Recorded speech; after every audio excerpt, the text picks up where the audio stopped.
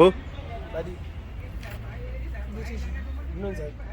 Loveness Tapfumaneyi. Ndo sene. Mamuchiti chini. Nanga maji.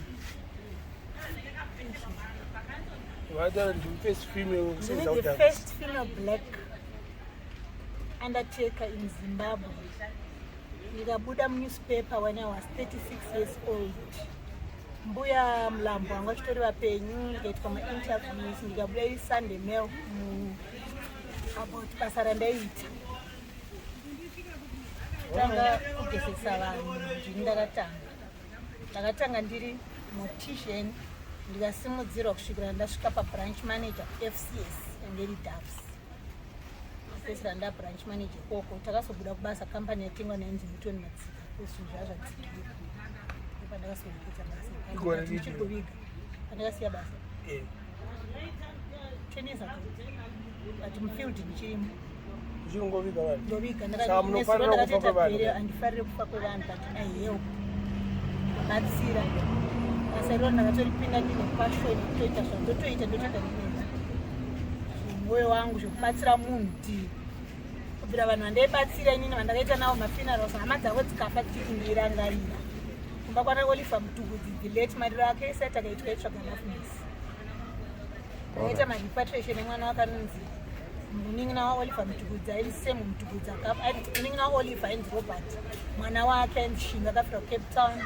Ndakaita mariro ake Oliver inditsvaga vanhu vakawanda vandobatsira vakawandisisa vanhu vakuru vanhu vadiki Joshua Ngomopa akafa ndakaita removal yake akafira pariri nyatwa maDwards akaita remove on triple night beat kwaya nebasa ndikadzidziswa kweMbauma nemurungu ainzi Peter Stevens hospital uve Mbauma unotoita degree for 7 years university but sisi takadzidziswa nemurungu ainzi Peter Stevens takadiita for 4 years.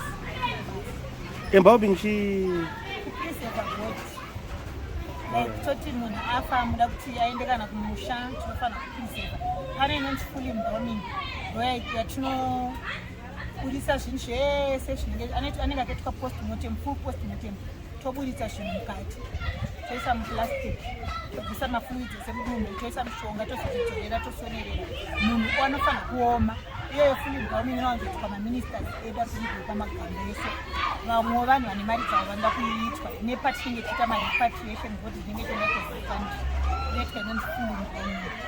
Mamwe ainenge ingori partial embalming kungoti tipreserve kana kuti munhu achienda kumusha tinoita fishes.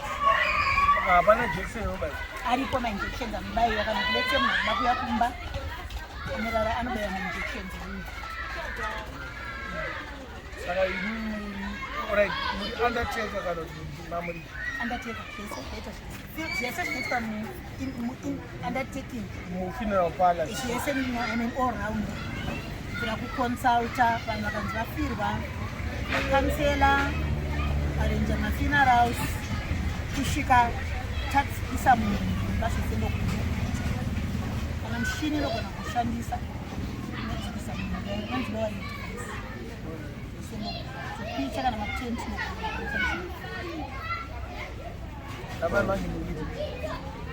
pari zvino ndopota ndichiita vanhu like vadekumarempedu vakafa ndodainzwa vanenge vasina mapolisi aasisti vamwe ndotoita maburials ndoviga ezvinezvi ndine funeral yandakaita munhu wacho akafa 25 December. My relatives waited for me. I was in confession from the 25th kusvika musa 27. My relatives neservice andakanga ndavaka vakandimirira ndikavabatsira vanogara muna madzimamo saka ndaita funeral taviga brother yatina takazomuviga musa 29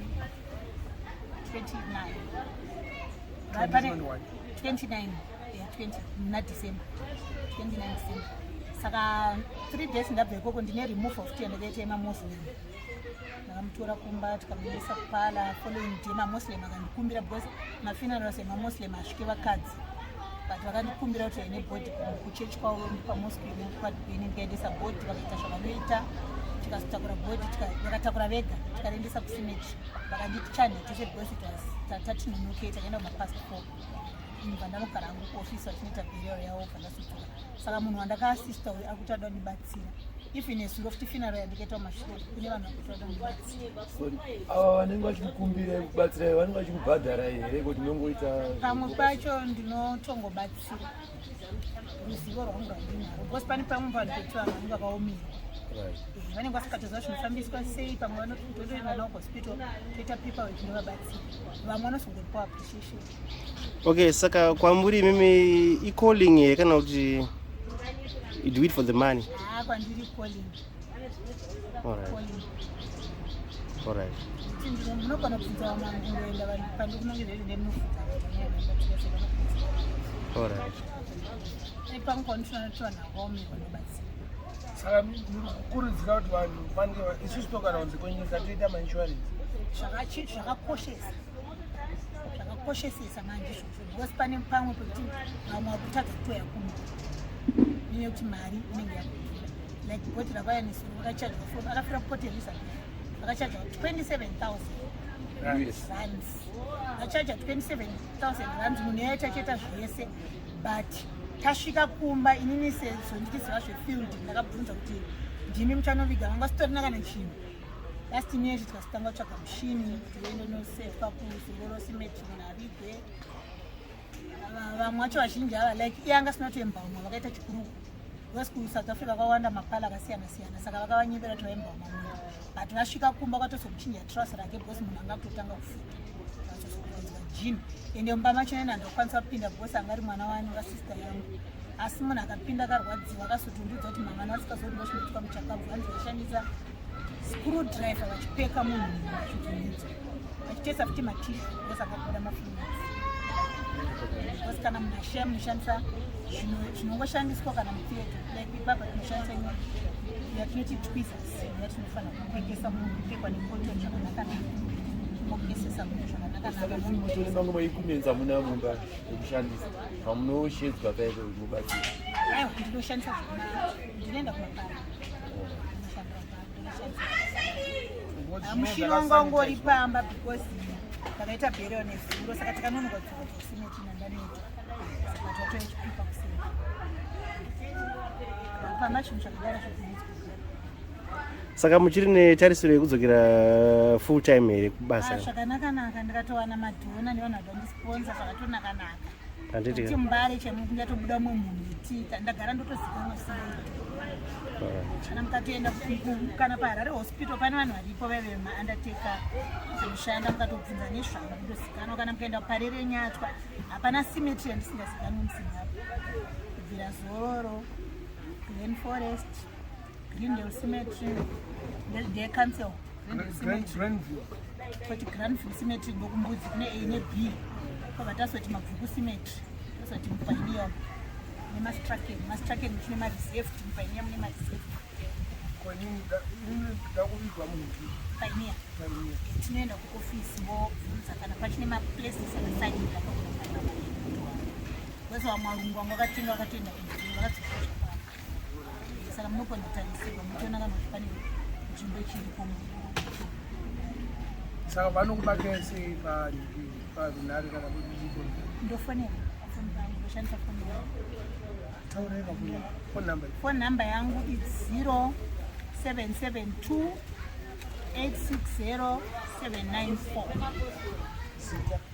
zita Loveness Tapfumaneyi ikudzokerere kune zita racho namba yangu vanhu vachida ndibata vaingwa nedambudziko is 0772 860 794 zita rangu ndonzi Loveness Tapfumaneyi yemumbare vasokara muna olen panamba 90 kuitira kuti pane vamwe vanhu vanenge vari kunze kwenyika vasikanyatsounderstanda kuti chii chiri kuitika vanogona kuvabatsira vanogona kukontaktai muri munomu movahelpa kuti zvinoitwa maiziya nyange vamwe vaive vanenge vafirwa nehama dzavo vamwe vari kuuk vanogona kufonera kuti tafirwa nehama yedu doti masista kubatsira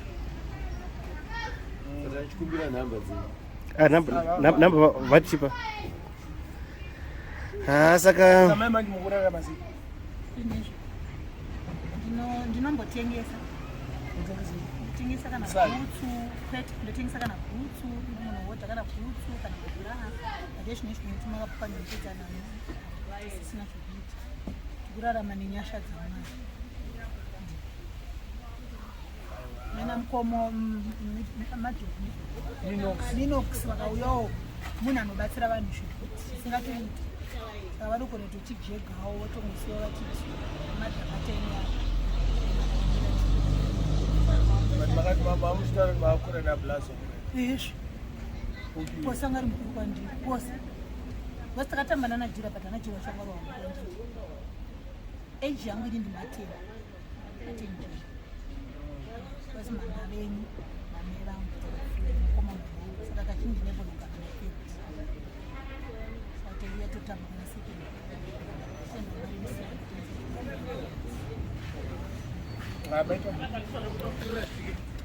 Thank you. Samai Annette Mbari. Sorry, yeah, Zukoze. Zita rangu vanhu vanondisiva Samai Annette because Mbari ndonzi Annette.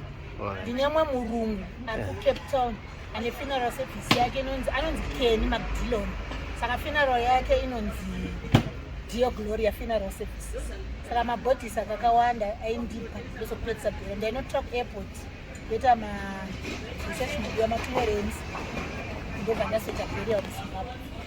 Vanhu vangu vakawanda vauya neSAA akazotanga chirwere chimabhodhisi angu anga kuya nefast gate but mazano zvikunetsa kuairport mabhodhisi afika nendege necovid saka tikungotambira nechineod vatitambira ndine vanhu vakatowandisisa vandakabatsira kana mukafunda Thompson mabhumbu anondisiva musukuru wangu